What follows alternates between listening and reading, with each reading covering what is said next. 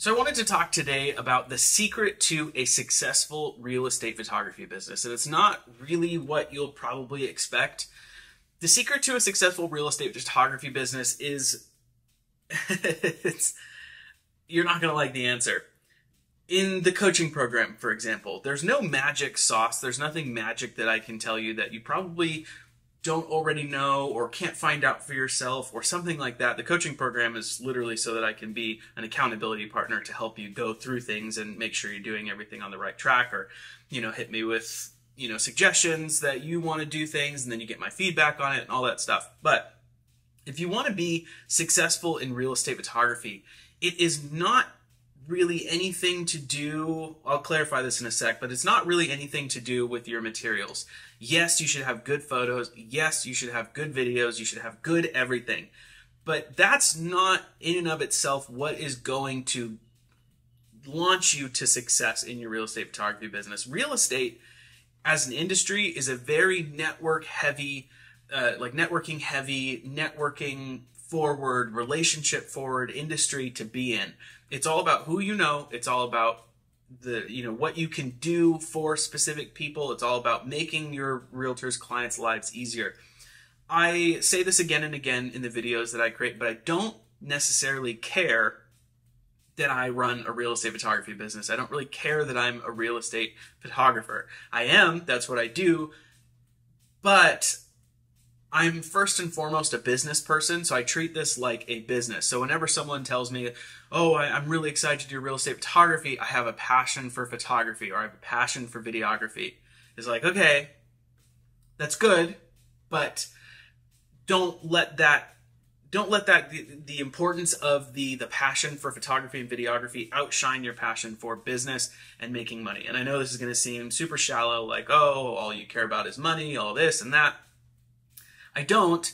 Money's nice to have, and it's really rewarding to grow a business. But what you have to understand is that if you can use your passion for photography and videography to get really good at the materials, but that's 10% of this business. The materials creation side of things, that's just the vehicle that you use to generate revenue.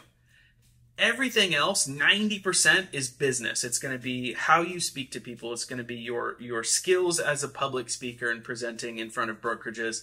It's going to be your skills of working with people. It's going to be your skills of being able to go into open houses and just talk to these random realtors you've never met before and build a relationship with them.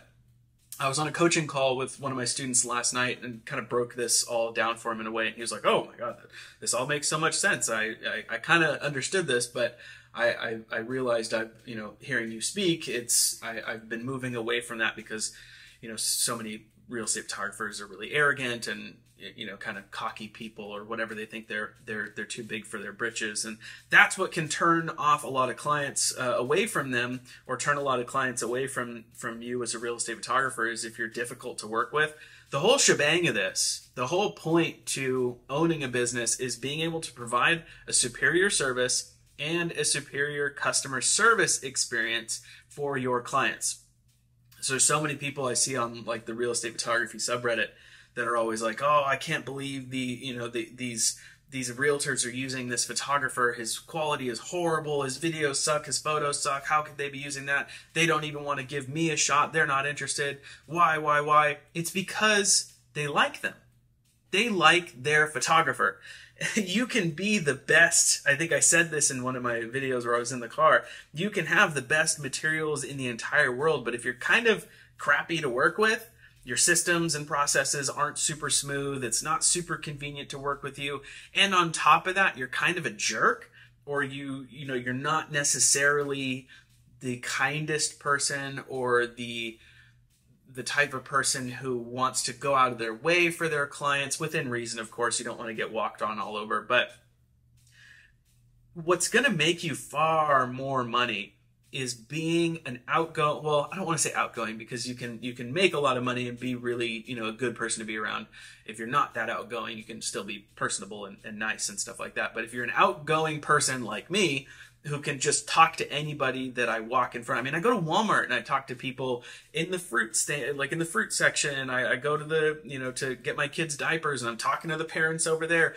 every opportunity that I get in order to speak to someone in real life as an adult, just to share experiences with, because we're all humans, that is going to serve you. So as kind of a challenge, if next time you go to the gas station, you go to the grocery store, just start a conversation with random people. It will only serve you and get you more comfortable with talking to realtors when it comes time to start networking and trying to do the marketing, the client acquisition side of things. Because realtors, they want to work with people that they like. It doesn't matter at the end of the day if you can have the best photo quality and video quality in the world, but if they don't like you, they're not going to use you. It doesn't matter how cheap you are. The cost to quality, that ratio could be super in favor. You're super, super cheap and you have the most amazing quality, but if they don't like you, they're not going to work with you. And the whole goal is to develop a relationship, or rather where everything's going to be going is you're going to be developing a relationship with these realtors.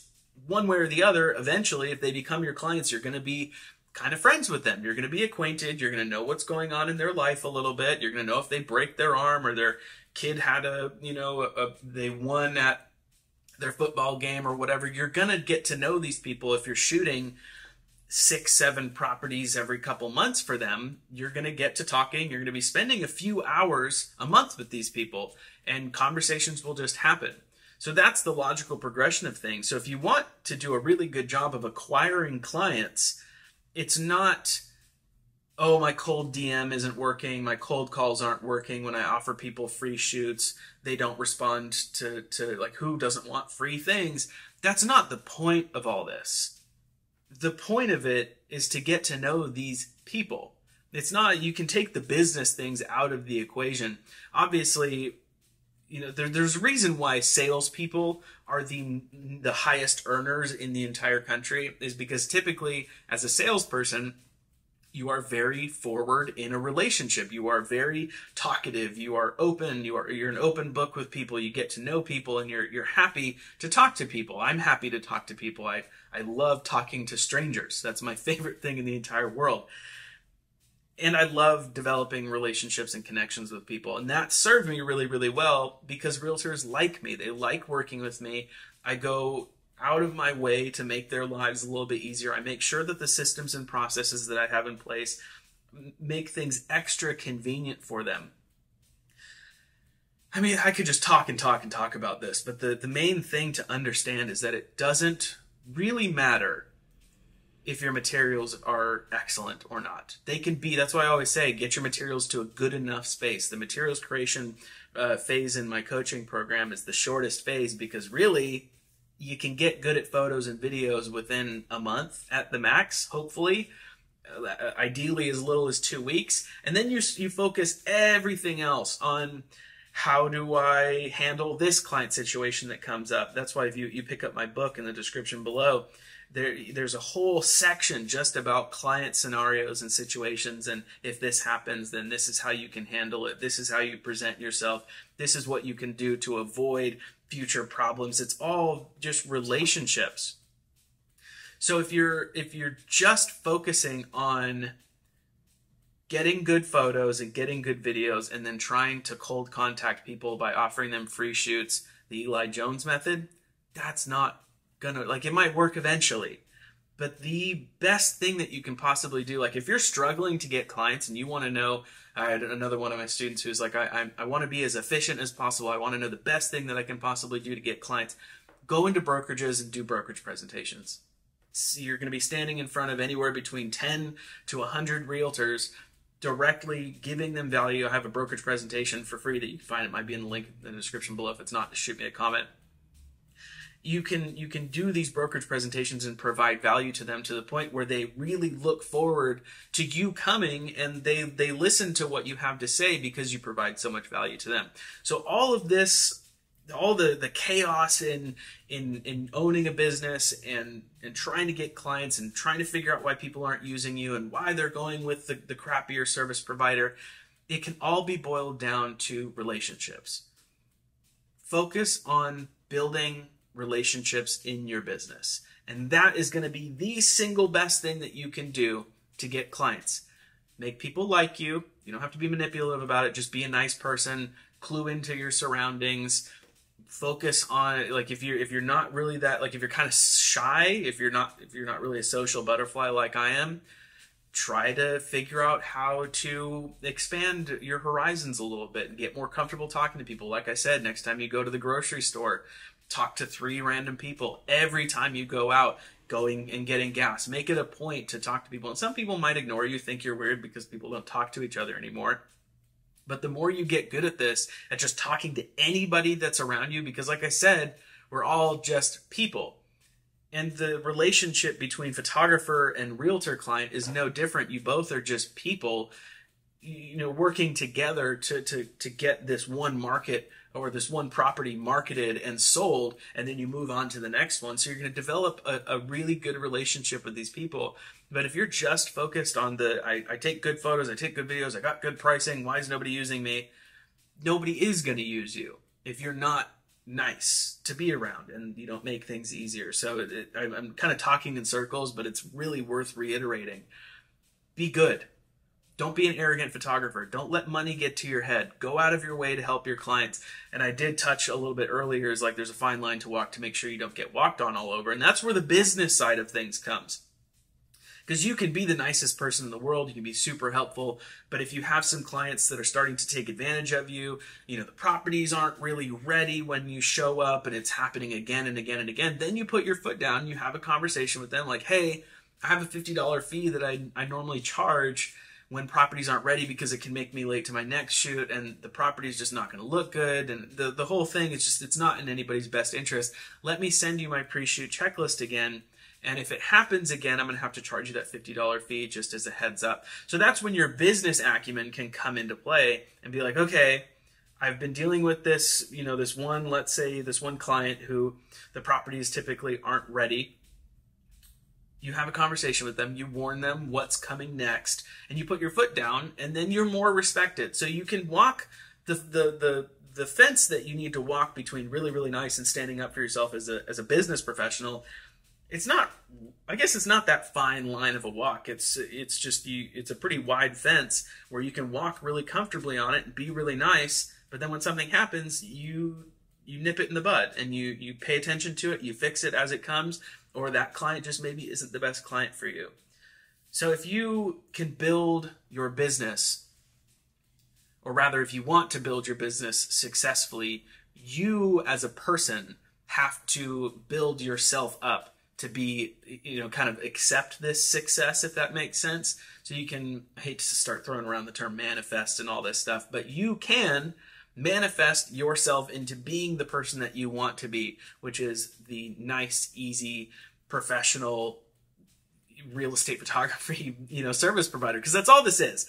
All of this is really tempting to blow out of the water and be like, oh, this is this amazing thing. I'm this business professional, blah, blah, blah. At the end of the day, we take pictures of houses and we take videos of houses. It's not that crazy.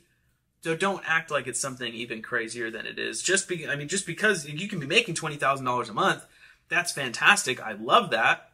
But it's still not, it's not the craziest deal.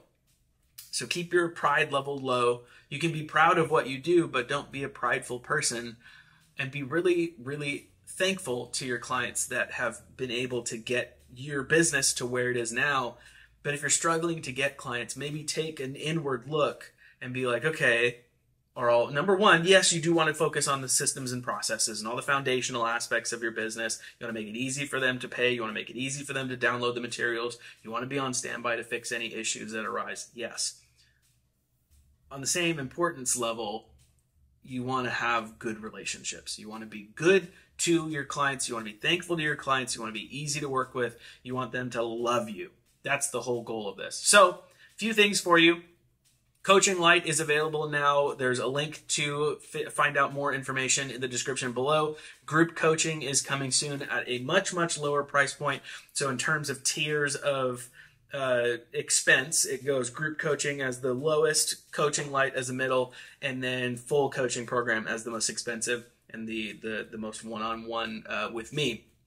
And then I've got my book as well. So a bunch of stuff coming soon. I'm super excited. I'm going to be kicking up crazy amounts of videos. uploading every other day, maybe even every day. And I'm starting to do some long form, kind of hour-long podcast videos where I have like 5 subjects to talk about. And then if you want to come hang out with me, you totally can. Join the Discord. The link is also in the description below. I think I've got like 82, 83 people in there, something like that. People are always chatting around, sharing their videos, sharing their photos, getting reviews. If you post your video on the video review tab and you want me to review it on the YouTube channel, I totally will. It's super fun for me to do. I like, providing as much help as I possibly can. That's it, I think. So thanks for watching, and I'll see you in the next one. Goodbye.